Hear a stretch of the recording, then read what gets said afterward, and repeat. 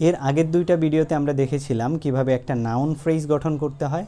এই ভিডিওতে আমরা দেখব কিভাবে একটা প্রিপোজিশনাল ফ্রেজ তৈরি করতে হয় এবং প্রিপোজিশনাল ফ্রেজ কিভাবে অ্যাডজেক্টিভ ফ্রেজ কিংবা অ্যাডভার্বিয়াল ফ্রেজের মতো কাজ করে। একটা প্রিপোজিশনাল ফ্রেজ গঠন করতে হলে প্রথমে একটা প্রিপোজিশন লিখতে হয় এবং এই প্রিপোজিশনের পর একটা নাউন ফ্রেজ লিখে সম্পূর্ণ অংশটা মিলে হবে একটা প্রিপোজিশনাল ফ্রেজ। তো নাউন ফ্রেজের স্ট্রাকচার আমরা সবাই জানি, ডিটারমিনার, প্রিমোডিফায়ার, হেড ওয়ার্ড নিয়ে একটা নাউন ফ্রেজ তৈরি হয়। তো কিছু এক্সাম্পলের মাধ্যমে এই বিষয়গুলো স্পষ্ট করে নেওয়া যাক। যেমন at this moment all eyes are on the team. এই সেন্টেন্সে দিস মোমেন্ট এই ফ্রেজটা গঠন করা হয়েছে একটা নাউন ফ্রেজের মাধ্যমে, যেখানে মোমেন্ট হচ্ছে হেড ওয়ার্ড বা টপিক ওয়ার্ড এবং দিস হচ্ছে ডেমনস্ট্রেটিভ ডিটারমিনার, যেটা মোমেন্টকে নির্দেশ করছে। তাহলে দিস মোমেন্ট, এই মুহূর্ত, এই পুরো অংশটা হলো একটা নাউন ফ্রেজ যার পূর্বে একটা প্রিপোজিশন অ্যাট রয়েছে। একটু আগেই আমরা জেনেছি প্রিপোজিশন প্লাস নাউন ফ্রেজ মিলে একটা প্রিপোজিশনাল ফ্রেজ গঠন করে। এখানেও প্রিপোজিশন প্লাস এই নাউন ফ্রেজটা মিলে একটা প্রিপোজিশনাল ফ্রেজ গঠিত হয়েছে। এই প্রিপোজিশনাল ফ্রেজটা পুরো সেন্টেন্সটাকে মডিফাই করছে। All eyes are on the team, সবগুলো চোখ এই টিমের দিকে তাকিয়ে আছে। এই ঘটনাটা কখন ঘটেছে সেটা অ্যাডভার্ব অফ টাইমের মতো আমাদের প্রকাশ করছে অ্যাট দিস মোমেন্ট প্রিপোজিশনাল ফ্রেজটা। তো প্রিপোজিশনাল ফ্রেজ যখন অ্যাডভার্বের মতো কাজ করবে তখন আমরা সেই প্রিপোজিশনাল ফ্রেজটাকে বলবো অ্যাডভার্বিয়াল ফ্রেজ, তখন আর সেটা প্রিপোজিশনাল ফ্রেজ থাকে না। তো অ্যাডভার্ব একটা সম্পূর্ণ সেন্টেন্সকে মডিফাই করতে পারে, এখানেও এই প্রিপোজিশনাল ফ্রেজটা পুরো সেন্টেন্সটাকে মডিফাই করছে। আবার in a recent notice he asked all employees to resume their activities. সম্প্রতি একটা নোটিসে সে তার এমপ্লয়ীদের বলেছে পুনরায় কার্য আরম্ভ করতে। এখানে আমরা একটা প্রিপোজিশনাল ফ্রেজ দেখতে পাচ্ছি, ইন এ রিসেন্ট নোটিস। এখানে এ রিসেন্ট নোটিস এটা হচ্ছে একটা নাউন ফ্রেজ, নোটিস হচ্ছে হেডওয়ার্ড এবং নোটিসটা একটা রিসেন্ট নোটিস, প্রিমোডিফায়ার অংশে এর বৈশিষ্ট্যটা লিখলাম অ্যাডজেক্টিভ ব্যবহার করে এবং পূর্বে একটা ডিটারমিনার এ বসিয়ে পুরো অংশটাকে একটা নাউন ফ্রেজে কনভার্ট করা হয়েছে। এই নাউন ফ্রেজের পূর্বে আমরা ইন প্রিপোজিশন বসিয়ে ফ্রেজটাকে করলাম একটা প্রিপোজিশনাল ফ্রেজ, যেটা he ask all employees to resume their activities, সে সকল এমপ্লয়ীদের অ্যাডভাইস করেছে যে পুনরায় কার্য আরম্ভ করতে। এই ইনফরমেশনটা কোন জায়গায় আছে সেই অ্যাডভার্ব অফ প্লেসটা কিন্তু ইন এ রিসেন্ট নোটিসটা প্রকাশ করছে, কারণ এই সম্পূর্ণ আদেশটা সে দিয়েছে ইন এ রিসেন্ট নোটিসের মাধ্যমে। তার মানে এই ওয়ার্ডারটা ওই নোটিসে আছে।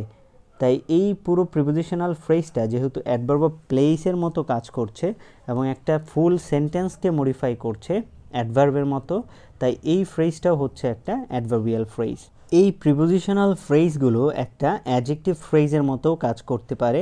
আমরা জানি অ্যাডজেক্টিভ নাউন বা প্রোনাউনের দোষ, গুণ, অবস্থা, সংখ্যা ইত্যাদি প্রকাশ করে।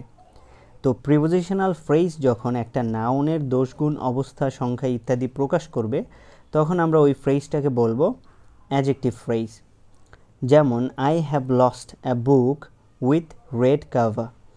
এই সেন্টেন্সে উইথ রেড কাভার একটা প্রিপোজিশনাল ফ্রেজ, এ বুক এটা হচ্ছে একটা নাউন ফ্রেজ।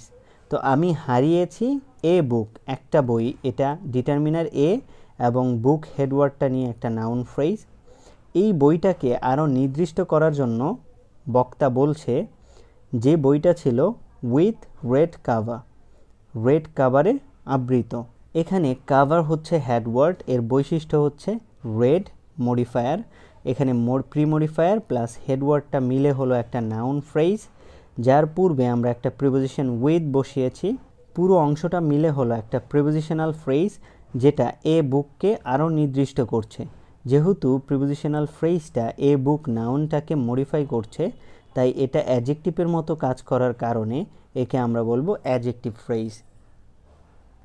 তাহলে প্রিপোজিশনাল ফ্রেজ যখন একটা নাউন ফ্রেজকে মডিফাই করবে তখন ওই প্রিপোজিশনাল ফ্রেজটাকে আমরা বলবো অ্যাডজেক্টিভ ফ্রেজ। আবার the challenge of our time is getting a job.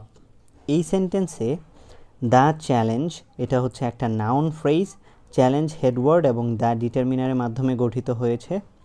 এবং চ্যালেঞ্জটাকে আরও নির্দিষ্ট করতে, যে চ্যালেঞ্জটা কোন সময়ের সেটা নির্দিষ্ট করতে আমরা একটা প্রিপোজিশনাল ফ্রেজ ব্যবহার করেছি, অফ আওয়ার টাইম, যেখানে আওয়ার হচ্ছে পসেসিভ ডিটারমিনার এবং টাইম হচ্ছে হেড ওয়ার্ড, দুটা মিলে একটা নাউন ফ্রেজ যার পূর্বে প্রিপোজিশন অফ আছে, সম্পূর্ণ অংশটা মিলে হলো প্রিপোজিশনাল ফ্রেজ। এই প্রিপোজিশনাল ফ্রেজটা চ্যালেঞ্জকে মডিফাই করছে, যে চ্যালেঞ্জটা কোন সময়ের, আওয়ার টাইম, আমাদের সময়ের চ্যালেঞ্জ। তাহলে এটা হচ্ছে একটা প্রিপোজিশনাল ফ্রেজ, কিন্তু এখন যেহেতু এটা একটা নাউন ফ্রেজকে মডিফাই করেছে, তাই একে আমরা বলবো একটা অ্যাডজেক্টিভ ফ্রেজ। প্রিপোজিশনাল ফ্রেজটাকে খুব ভালোভাবে বুঝতে আমাদের প্রিপোজিশনের উপর খুব ভালো একটা নলেজ থাকতে হবে। ইংরেজিতে যতগুলো প্রিপোজিশন রয়েছে সেই প্রিপোজিশনগুলোর উপর আমি একটা কোর্স তৈরি করে এই চ্যানেলেই দিয়ে রেখেছি, আপনারা ওই ভিডিওগুলো দেখলে প্রিপোজিশনাল ফ্রেজটাকে ধরতে আরও সহজ হবে। প্রিপোজিশনাল ফ্রেজের আরেকটা অ্যাডভার্বিয়াল ব্যবহার যদি আমরা দেখি, the poor boy comes from a rural area. এই সেন্টেন্সে ফ্রম আ রুরাল এরিয়া এটা হচ্ছে একটা প্রিপোজিশনাল ফ্রেজ, যেটা কামস ভার্বের কাজটা কোন স্থানে হয়েছে সেটা প্রকাশ করছে অ্যাডভার্ব অফ প্লেসের মতো, যেখানে এরিয়া হচ্ছে হেড ওয়ার্ড এবং এরিয়াটার বৈশিষ্ট্য হচ্ছে এটা রুরাল এরিয়া, যেটা প্রিমোডিফায়ার এবং এর পূর্বে এ ডিটারমিনার আছে, সম্পূর্ণ অংশটা মিলে নাউন ফ্রেজ এবং এর পূর্বে আছে প্রিপোজিশন ফ্রম, প্রিপোজিশন সহ পুরো অংশটা মিলে হলো প্রিপোজিশনাল ফ্রেজ, যেটা কাম ভার্বের কাজটা কোন জায়গায় ঘটেছে সেটা প্রকাশ করছে অ্যাডভার্ব অফ প্লেসের মতো। তাই এই প্রিপোজিশনাল ফ্রেজটাকে এখন আমরা বলবো অ্যাডভার্বিয়াল ফ্রেজ। এই সেন্টেন্সের সাবজেক্টটা যদি আমরা দেখি, দ্য পুর বয়, এটাও কিন্তু একটা নাউন ফ্রেজ, এখানে বয় হচ্ছে হেডওয়ার্ড, পুর হচ্ছে প্রিমোডিফায়ার এবং দা হচ্ছে ডিটারমিনার, সম্পূর্ণ অংশটা মিলে একটা নাউন ফ্রেজ যেটা কাম ভার্বের সাবজেক্ট হিসেবে বসেছে। এই বিষয়গুলো এখন একটু ঘোলাটে মনে হলেও যখন আমরা সেন্টেন্স তৈরি করব তখন বিষয়গুলো খুব সহজ হয়ে যাবে। এবং আমি একটু আগেই বলেছি প্রিপোজিশনের উপর ভালো একটা নলেজের জন্য আপনাদের ওই প্রিপোজিশনের কোর্সটাও করতে হবে। তাহলে এই এক্সাম্পলগুলো থেকে আমরা জানতে পারলাম প্রিপোজিশনাল ফ্রেজ একটা অ্যাডজেক্টিভ ফ্রেজ হবে যখন এটা একটা নাউন বা প্রোনাউনের দোষ, গুণ, অবস্থা, সংখ্যা, পরিমাণ ইত্যাদি প্রকাশ করবে, এবং প্রিপোজিশনাল ফ্রেজ একটা অ্যাডভার্বিয়াল ফ্রেজ তখন হবে যখন এটা adverb of time, adverb of place, adverb of manner, adverb of purpose, adverb of focus ইত্যাদির মতো অর্থ প্রকাশ করবে। তো সামনের ভিডিওতে আমরা দেখব নন ফিনিট ভার্বের ফ্রেজগুলো সম্পর্কে, এবং এর পরপরই কিন্তু আমরা সেন্টেন্স প্র্যাকটিসে চলে যাব, তখন এই বিষয়গুলো আরও পরিষ্কার হয়ে যাবে। ভালো থাকবেন সবাই এবং চ্যানেলটাকে সাবস্ক্রাইব করবেন অবশ্যই। আসসালামু আলাইকুম।